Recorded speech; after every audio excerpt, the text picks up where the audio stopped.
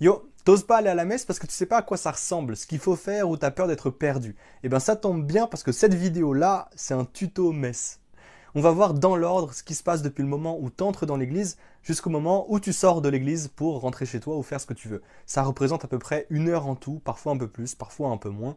Si là tu regardes ça sur Instagram ou TikTok, clique sur le lien qui est dans ma bio puis sur l'onglet YouTube pour regarder la suite. Et si t'es déjà sur YouTube, bah on continue.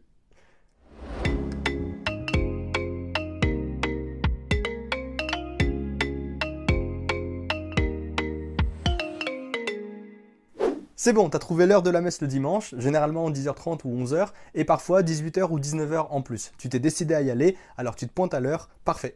Si t'as pas trouvé l'heure de la messe dans ta ville, tu me contactes et je trouve pour toi.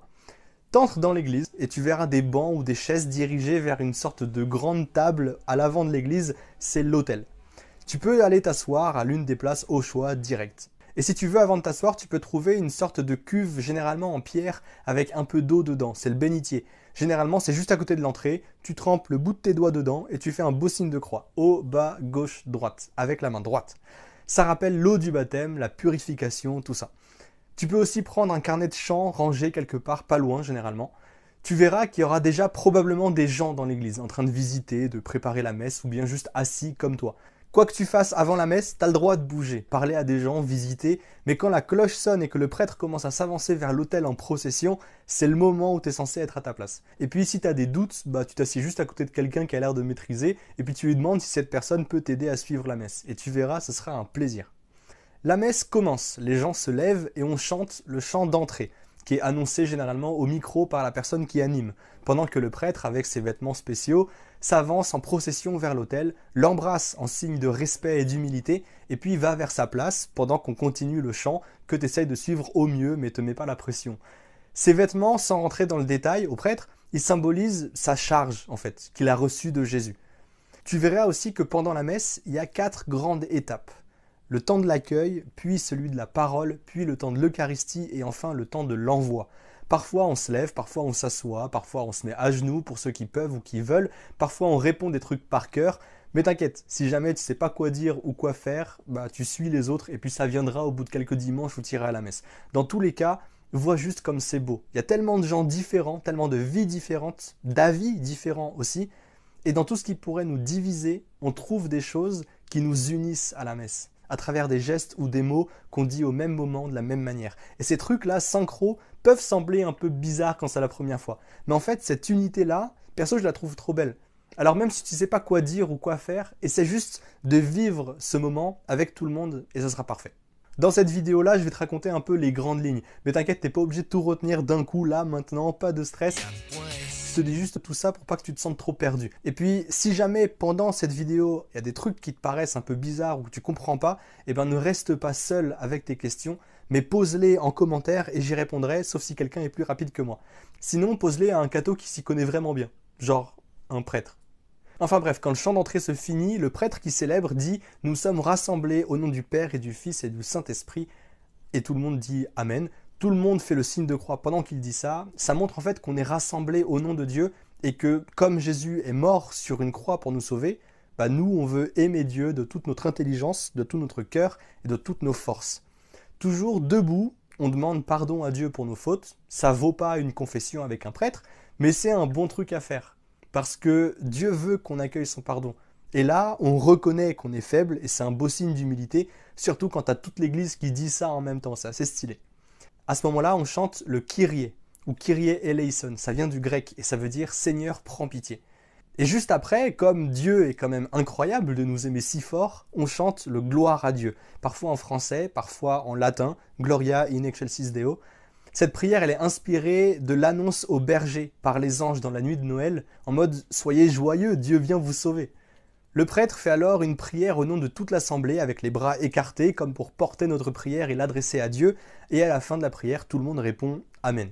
Un petit tips pour savoir quand dire Amen, c'est quand le prêtre dit machin machin machin pour les siècles des siècles, là tu réponds Amen. Amen, ça veut dire j'y crois, c'est vrai, je veux vivre là-dessus. Donc en fait c'est particulièrement beau quand tu as toute l'église qui dit Amen en fait. Vient alors le temps de la parole. Là, c'était le temps de l'accueil, le temps de la parole. Quand on a dit Amen, tout le monde s'assoit Il y a quelqu'un qui a été prévenu avant et qui s'avance à ce qu'on appelle l'ambon pour une première lecture. Il y a un micro, voilà, une sorte de pilier, et cette personne-là va lire un passage de l'Ancien Testament, la première partie de la Bible, ce qui se passe avant la naissance de Jésus. À la fin de la lecture, la personne dit « Parole du Seigneur » et tout le monde répond « Nous rendons grâce à Dieu ». Une nouvelle fois, si tu as du mal à retenir toutes les réponses, aucun souci, ça viendra. Et puis, de toute manière, personne ne verra que tu ne l'as pas dit. En plus, il y en a plein qui le disent tout bas aussi.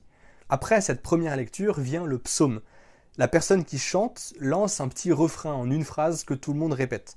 Et puis, elle chante le psaume. C'est un des poèmes adressés à Dieu dans l'Ancien Testament. Vient la deuxième lecture. Cette fois, c'est un passage du Nouveau Testament, un extrait d'une des lettres des apôtres dans les premières années de l'Église, qui donne des nouvelles, des conseils, des avertissements aux premières communautés chrétiennes qu'ils ont formées. Et pareil, à la fin, la personne qui lisait dit « Parole du Seigneur » et on répond comme à la première lecture « Nous rendons grâce à Dieu ». On chante alors l'Alléluia, qui veut dire « louer Dieu », parce qu'on va entendre un passage de l'Évangile, qui est toujours la parole de Dieu. C'est le prêtre qui va s'avancer pour le lire, ou le diacre s'il y en a un, et nous, on se lève en chantant l'Alléluia par respect pour Jésus-Christ, en fait, de qui on va entendre un passage de la vie. Là, le prêtre ou le diacre annonce « Évangile de Jésus-Christ selon saint Matthieu, Marc, Luc ou Jean », selon de quel évangéliste il s'agit ce jour-là. Tout le monde répond « Gloire à toi, Seigneur ».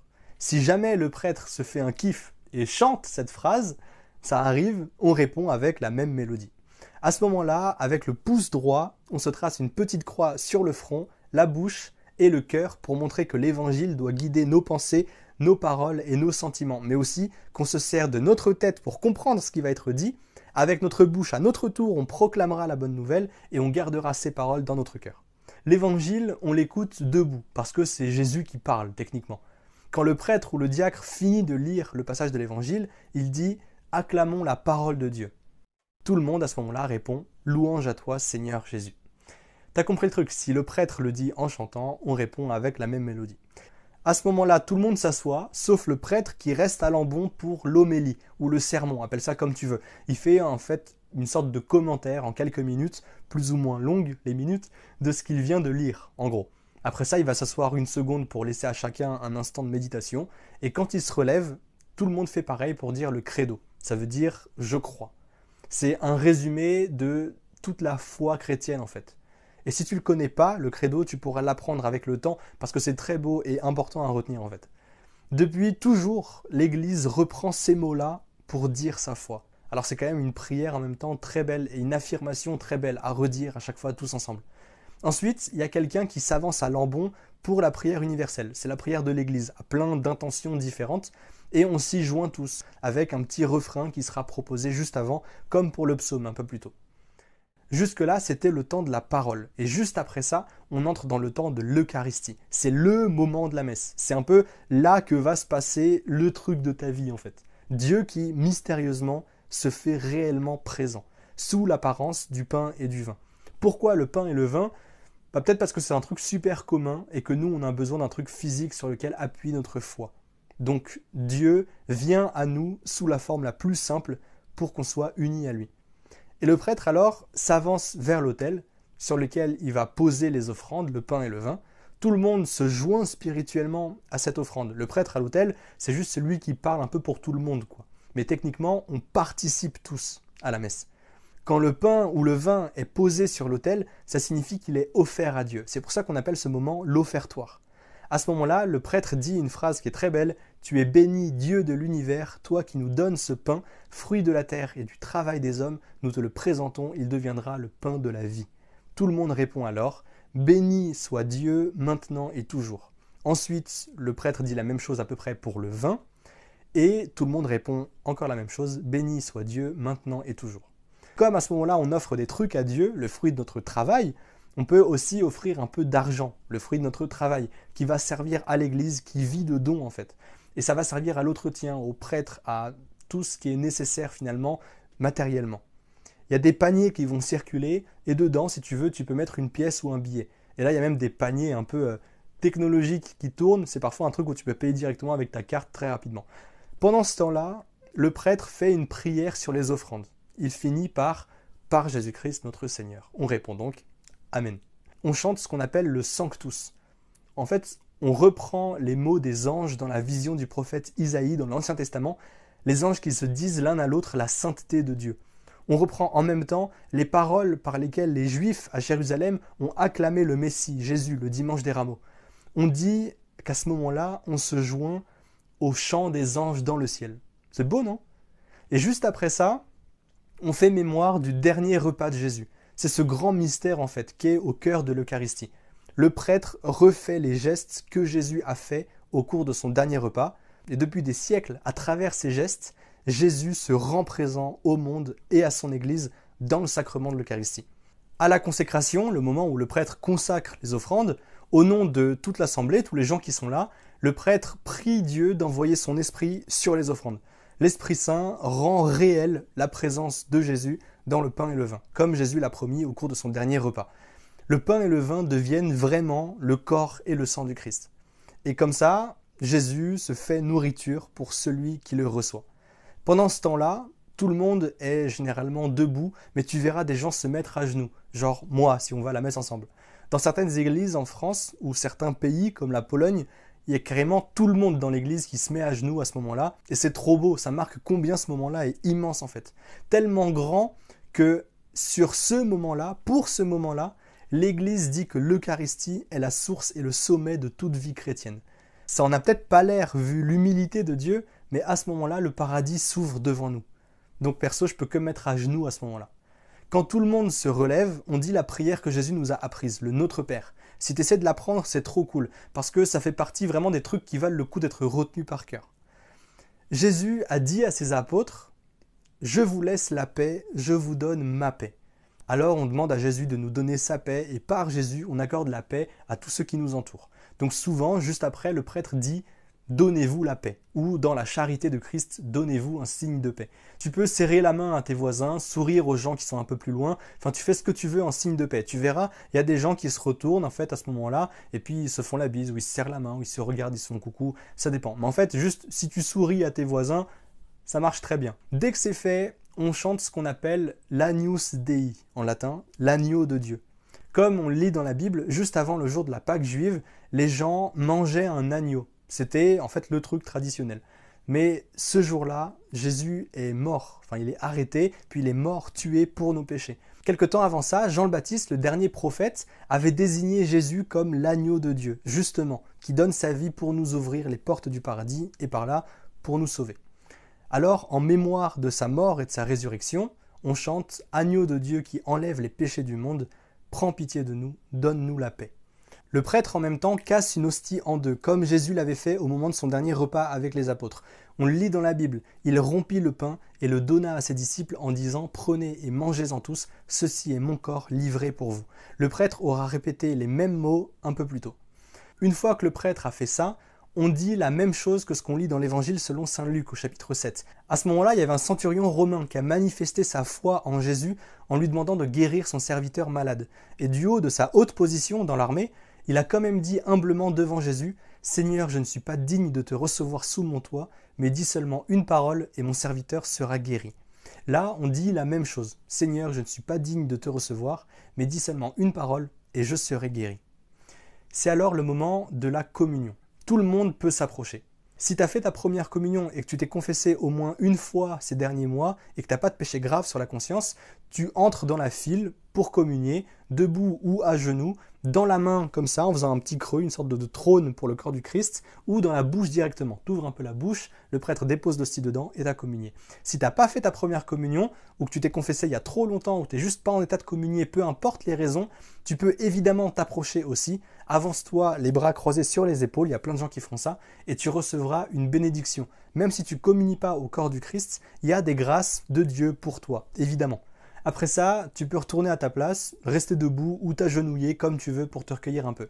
Communier, ça veut dire être en union avec. Au cours de la messe, les chrétiens entrent en union avec Dieu et avec les autres chrétiens. C'est la communion.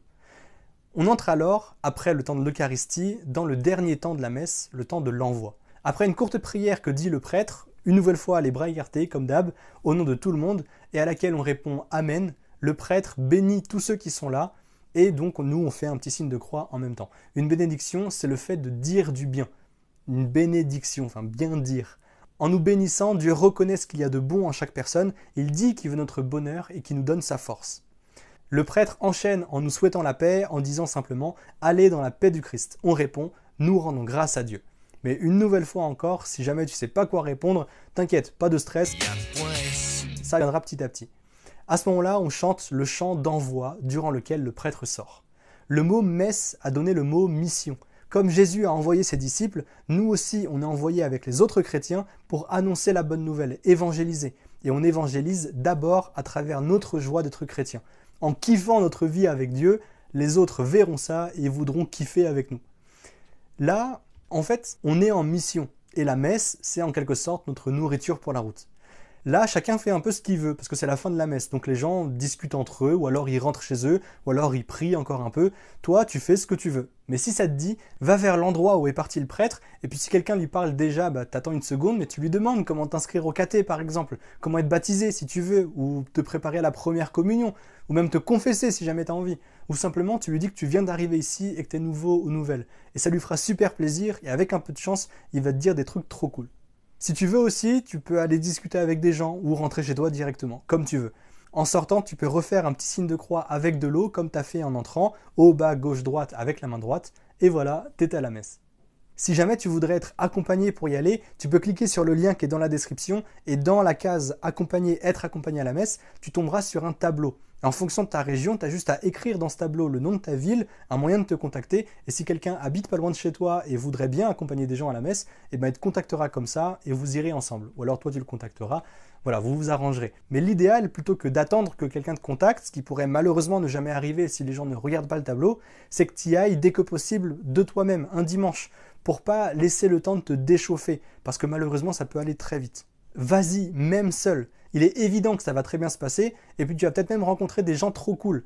Et puis contacte-moi après pour me donner des nouvelles de comment ça s'est passé. Et si jamais tu ne sais pas où aller à la messe, une nouvelle fois tu me contactes sur Instagram ou en commentaire ici en me disant la ville dans laquelle tu habites, et moi je trouve pour toi. Dans tous les cas, vivons de Dieu et soyons saints. A plus. Encore un petit mot pour vous remercier d'avoir regardé cette vidéo qui sera publiée sur plusieurs réseaux. Venez voir sur YouTube, Instagram, TikTok et Facebook. Et si l'envie vous en prend, venez voir sur Tipeee pour soutenir ce projet d'évangélisation en regardant des pubs ou en faisant un don directement. Vous trouverez le lien qui mène à tout ça, soit en description de la vidéo, soit sur ma page de profil. Et quoi que vous fassiez, merci encore, parce que votre présence, vos commentaires et vos partages surtout amènent d'autres personnes qui se tournent vers le Christ. Et ça c'est beau. Je prie bien fort pour vous et avec vous. A plus.